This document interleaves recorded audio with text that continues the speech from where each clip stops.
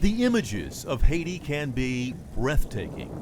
From a hillside overlooking the Caribbean port city of Jacmel to a waterfall along a river nearby, there is life and a unique vitality to an island nation facing so many challenges.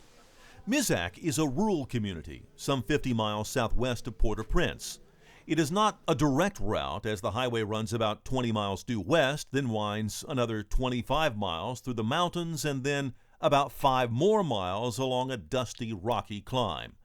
But it is there where a dozen missionaries from Chapelwood Methodist Church have come to share their talents and to learn alongside the artisans and people of Haiti, Haitian Artisans for Peace International. I think Chapelwood comes back here because Happy is really doing it right. They love to have teams come and support them, but they really focus on empowering local people. And so they not only want people to come and build things and do dental clinics, but they really want people to come and teach them how to do things that they're good at. So this week we're teaching Zumba, we're teaching Methodism, we're teaching photography, so that this community can develop and so that these people can develop gifts that they have so that they can improve their lives here. But they really hope that the community will grow and develop on its own, and that eventually they will need less and less teams. And so we love to come back here because not only do we offer our gifts, but we learn so much from them and receive such a blessing from their hospitality and from their spirit. Among the team are 2 dentists, including Ron Ray and his wife, Kay, who made the journey 1 year ago. Dr. Ray was concerned about the needless tooth decay forming in the children of Haiti, and he spent the past year thinking about what could be done. With the help of a supplier, Dr. Ray brought dental sealants and the know-how to teach 20 students how to apply the sealants after he left, a painless process that could save a number of children's teeth. Well, we came to Haiti, of course, to be with our friends here in Mizak and to relate to them, but we also came here to try to train the Haitian healthcare providers to place sealants on the children's teeth. Well, the idea of placing sealants on children's teeth is to fill in the grooves and pits in the tops of the teeth so that bacteria and debris can't get down in there and begin decay. Sealants are placed similar to a paint coat on the top of the teeth and are no more painful than that. We realize that while we are here, we can put sealants on a few children's teeth, but only a very minor percentage of the population. So our only hope for them to treat their entire population is to train them to do the job when we're not here. And that is our main purpose this week. From the time we left Haiti last year, he was ready to come back. And he was plotting and planning, and he wanted to do something for the children of Haiti. So he started talking to people about sealants and being able to protect teeth instead of just removing diseased teeth. But besides the afternoon seminar, Dr. Ray wanted the nurses to be able to review the procedure. So he recorded a video report for the students to view as part of their studies. Sealants should last a minimum of 5 years, but they may last longer, and they can be replaced if they're out of the teeth, if they fall out. A dentist from Port-au-Prince, Cadet Jr., assisted in the Creole translation, which was narrated by Evelyn Lewis, who took part in the training.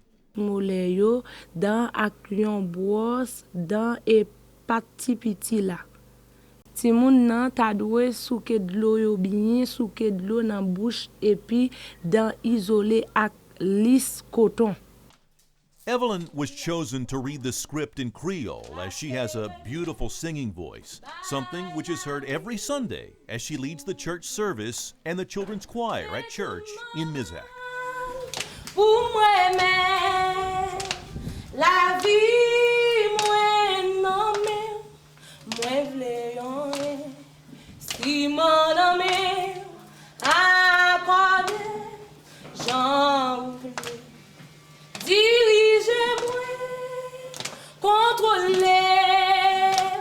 La vie, c'est pour ma volonté, Seigneur, programmez Jean.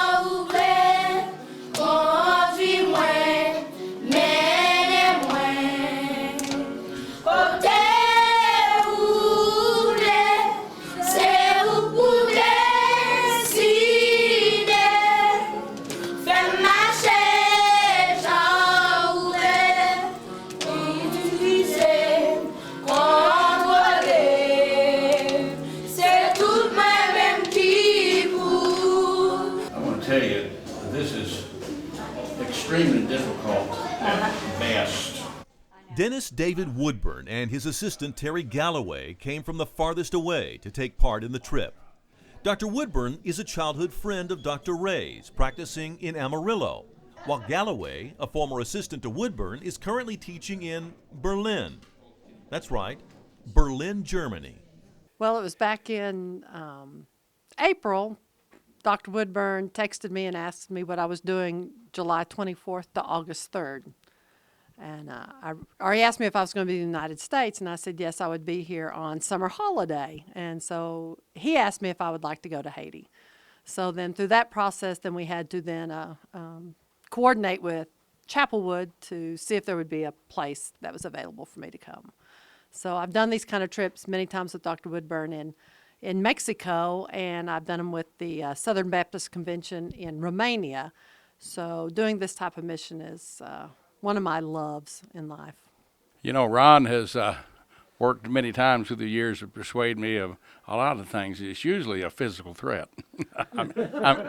I'm kidding. Ron and I go back a long way. We've been friends for many, many years. We grew up together in Amarillo, Texas, and we went through dental school together in Houston, and he simply asked me if I'd do it, and I said yes.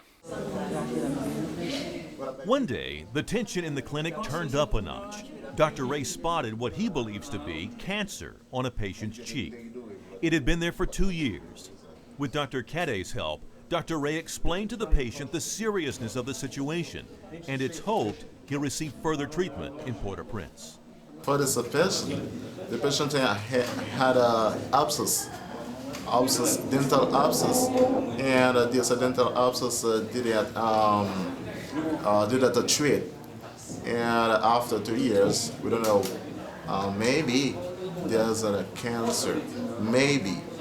And the patient needed to see a physician. And after that, after the examination, he can come back and we will see what can I do for him. And while dental work was the focus of this trip, the group helped with other projects to improve the conditions of the people living in the hills around Mizak. One day, team members Alexa Hyde and Chris Bone took out on motorcycles, making house calls to more than 15 families. The two helped purify drinking water, often collected in cisterns, by installing filters in plastic buckets. We went into the homes and we were graciously invited in by every family, and we went into most of their dining rooms and just installed water filters because they don't have clean water, and it's just a bucket and a little filter coming out, and very basic but very effective, and they're very, very appreciative. A United Nations report says drinking unhealthy water is the leading cause of illness in the third world, and several mothers told the team how much they appreciated the chance of having clean drinking water in a region where water is such a precious commodity. So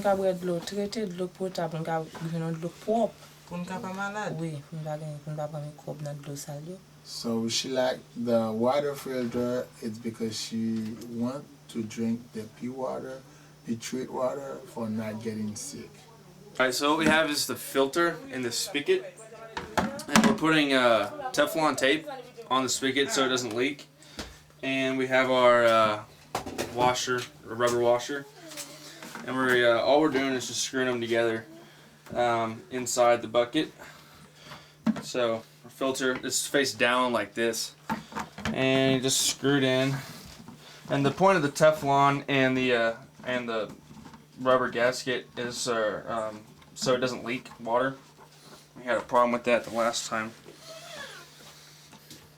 And once it's tight, then you put the hose on, and this is what's going to siphon out the water.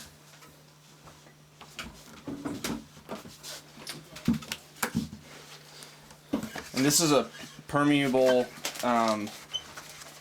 filter, so it'll just catch all the solids that are in the water. And what we're gonna do is put the dirty water through the filter into the bucket, and then we use the syringe to pull out the water, and we have clean water. Voila.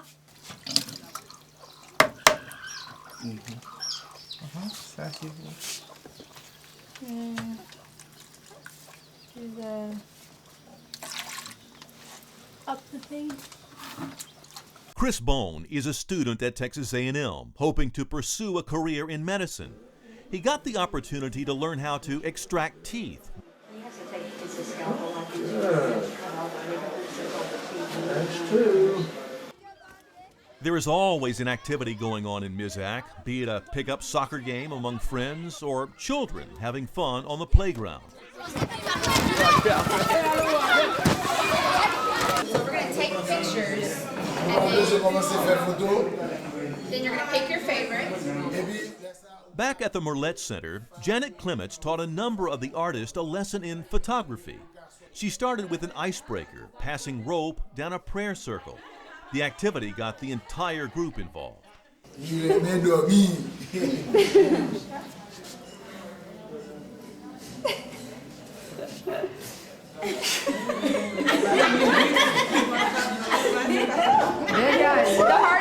further you get it up, the harder it is. Oh, really? Yeah. Lift up. Yeah. Push, push, push.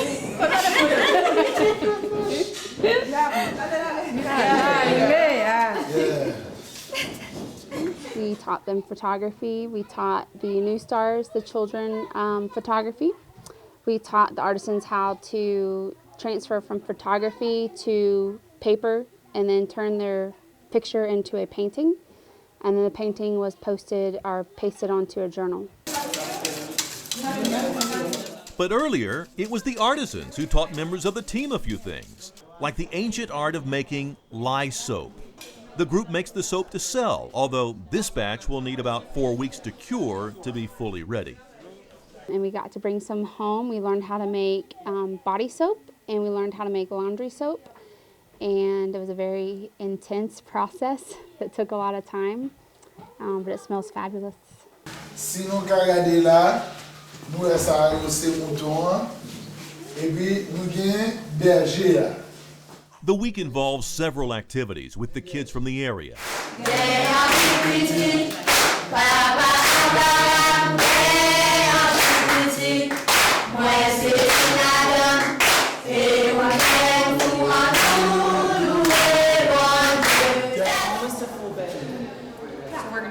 French teacher Elizabeth Heithecker found her skills to be very useful as she helped serve as one of the team's translators.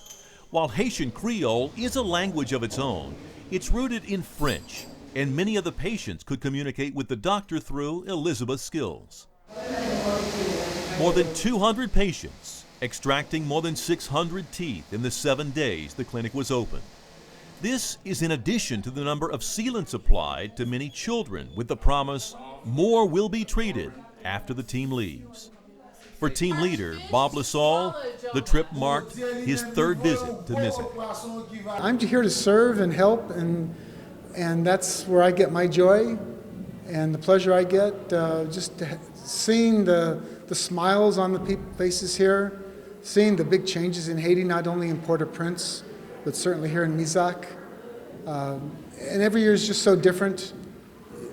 It's the unexpected that always props up. This year it was the sealants, I think, that were special. I really wasn't expecting that. And the hope for the young people is just incredible. I feel like I and the team I'm with do a little bit of good for a little bit of people. And there can't be anything wrong with that. It's not going to solve the problem for the world, but it's going to make lives on both sides of that interaction more fulfilled. I've been wondering what God's plan was for me here, like why he had me here. And I think I've just learned from the people that, you can be happy with nothing but God. And you really don't need extravagant things, meals, a house, or, I was fine all week not really being inside, just being outside and not really needing air conditioning and working lights or things like that, and just being with the people. You can just be. I love this community because it's so beautiful. The people are so beautiful. It's such a peaceful place. It's so different from Houston in that there's no traffic and no big buildings. It's just a really peaceful, beautiful place to be. And the most beautiful thing of all is the people and just their smiles, their warmth, their hospitality. Say